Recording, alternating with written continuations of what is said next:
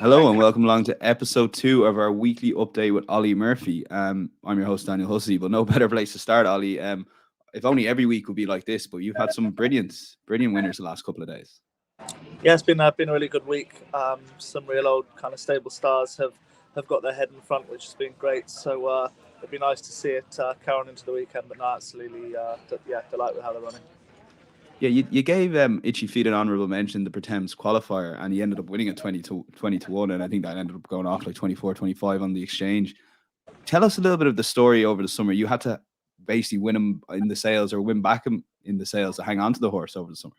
Yeah, he was sold by his original owner, Andrew Brooks, through the sales. We bought him back, and Nick Brown Racing then bought him off me and merged a syndicate together. So no, it's just brilliant to get his head back in front. Obviously a Grade 1 winner for me, and to see him win like he did was really special. And then I guess it's all steam ahead if he does come out of the race well to Cheltenham in the Pretemps. Like he'll obviously have a higher rating this time and a higher weight, but he's definitely not without a chance. Yeah, no, he's a high class horse in his day. Obviously, he's gonna carry plenty of weight, but no, he's in really good form. Really happy with him, and looking forward to hopefully going to Cheltenham in March and kind of seeing how he acts around there.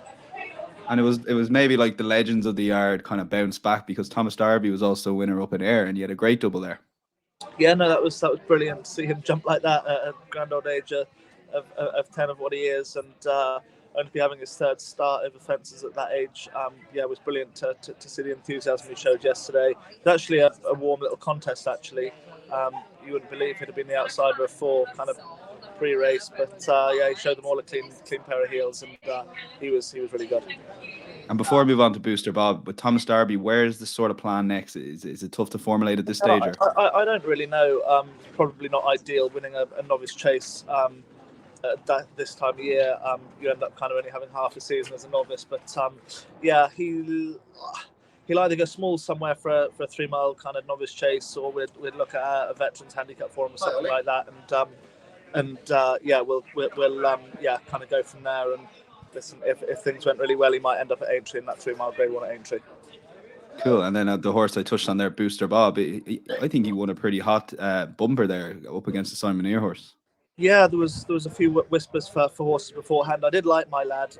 It certainly wasn't the plan to make the running on a debutant, but he was quite keen kind of in the first quarter of a mile, and he then settled when he hit the front. So plans changed. I was ripping my hair out in the stands, but Sean's riding really well, and it was great to see him win like he did. And it's brilliant you bring up Sean Bowen. He rode a treble yesterday, but a double for you. What's that relationship be like? And just, I know you're only messing with that brief, but when you see a jockey like Sean Bowen maybe take matters into his own hands, are you kind of there a level of trust there, obviously, with the partnership that you struck up as your number one really since the start of this season? Yeah, 100%. And listen, that works from both ways. Obviously, he needs the confidence in himself to believe he can go and kind of take matters into his own hands without it kind of bothering me. But obviously he's riding a lot of winners for me. I think it was his 26th or 27th winner he's ridden for me this season yesterday. So we're forming up a good partnership. Obviously, we're at Fakenham today now and riding a lesser type of horse, and he's as hungry for that as he is riding a nice horse. So he's at that stage of his career now that he just wants to win on every stage. And it's great having him on the team, and chuff with him. And I've always been interested, like the relationships. To say you're the trainer, he's the number one jockey, for want of a better description. Are you in daily dialogue? Is he riding out with you all the time? What's that relationship like overall? Yeah, he's in a couple of days a week. Obviously, like any jockey, like I would with Aiden or whoever, I'd discuss horses on the phone. So you'd have a relationship with them outside of work, which I think is important. You know, I'm only 31 as well, so try and kind of have a laugh and make it as enjoyable as possible as well, because I believe you can get the best out of your jockeys that way. So have a good relationship with him, like I do with a lot of my riders, and it's a really good kind of, well, hopefully a point of kind of combination that we've got between us at the moment. Brilliant. And you mentioned you're in Fakenham today, and there's tomorrow runners, and this will probably be going out around Thursday afternoon. So for those looking at your weekend runners, there's a few A-listers, I would like to call them. Is Chasing Fire definitely going to run on Saturday, or is he going to run in the Scottish? Oh, he is going to run Chasing Fire goes to Sandown on Saturday. Just thought it was probably the better option, that he wouldn't be travelling up north, and Sandown's dried out, so the ground shouldn't be an issue. Obviously, a better type of race with more weight on his back, but he's in really good form. Hopefully, he's a high class horse, and listen, fingers crossed he can go and get the job done. And albeit what looks a warm race, a Paul Nicholls horse in there, and a horse of Gary Moore's that looked good in France when he won. So looking forward to running him. He's in good form, and hopefully he can take the step up in class in his stride. And with a horse like him, like he's one of your younger horses, one of your up and coming, is there extra nerves watching a race like that compared to one of your older folk? Or? Of course there is, because he's a young horse that a lot of people are talking about, and there's some strong leaders remained unbeaten over hurdles in 3 starts, and hopefully this leg can go and do the same, and we can kind of really look forward to some big races in the spring, and hopefully going to a Cheltenham Festival. But yeah, I think he's good, Dan. So fingers crossed he can go and get the job done, albeit it's a warm race, and obviously Paul Nicholls' horse cost a lot of money, and he was impressive on his debut at Taunton in England, so it's not going to be a walk in the park, you know. And the City Isles in Sandown, Thunder Rock, have you exchanged any words with Gordon over the week, the fact he's running Jerry Clom here? I rang him at the start of the week and asked was he running, and it was pretty straightforward yes. So we didn't exchange words since, but listen, on paper he's going to be hard to beat off his Limerick run, but I love my lad. I think the world of him. I don't think he was anywhere near his best at Cheltenham on his last start, so I've really trained him for this race, really looking forward to running him. I wouldn't swap him. I think it's going to really, really suit him. There's a lot of time from the pond fence round to 2 out and a real stiff finish, and I could just see him, hopefully if he just keep in touch with them now, jumping the 3rd last, I can come home strong from the pond fence to the line. Yeah, very interesting. Best of luck with Thunder Rock. The Wolf as well as another horse you gave a good mention at the start of the season. Interesting he's entered here now in a handicap chase on Saturday. Yeah, first running blinkers, which I think he's probably been crying out for.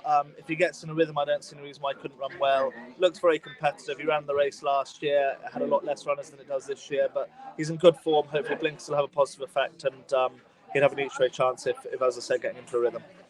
And there's 4 horses entering Sunday. One of them is Chasing Fire, who won't be going to the Scottish Supreme. So that leaves you with 3. Are they going to run? That's currently the 4 day. I'm have a quiet day Sunday, Dan. The weather over here has been unbelievably dry. It's bright blue skies at the moment, and sunshine, and not a lot of rain juice. So I'd say out the Glen we'll probably get a Hereford and maybe first class return. Both horses have got a year older. Both won plenty of races for me, but listen, they wouldn't be blowing the house down at home and screaming out they're very well handicapped. But listen, the way the horses run, they can both run well.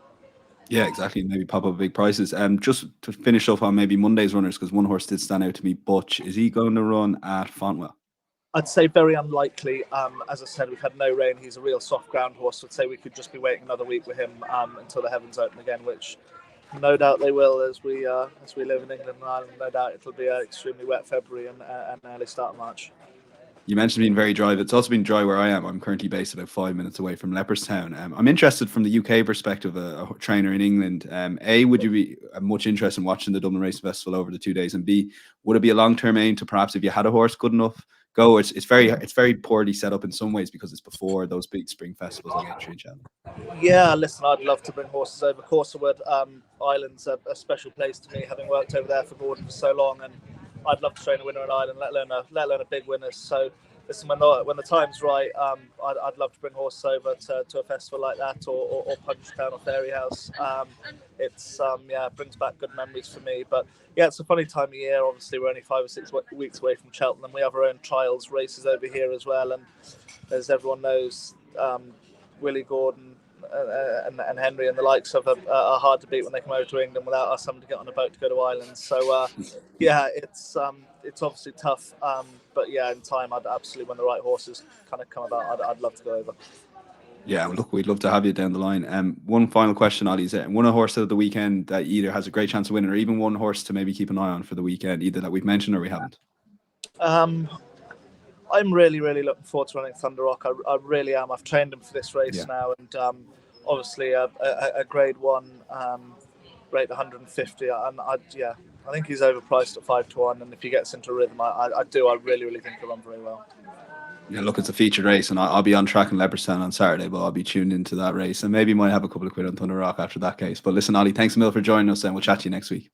Perfect, great, thanks, lads.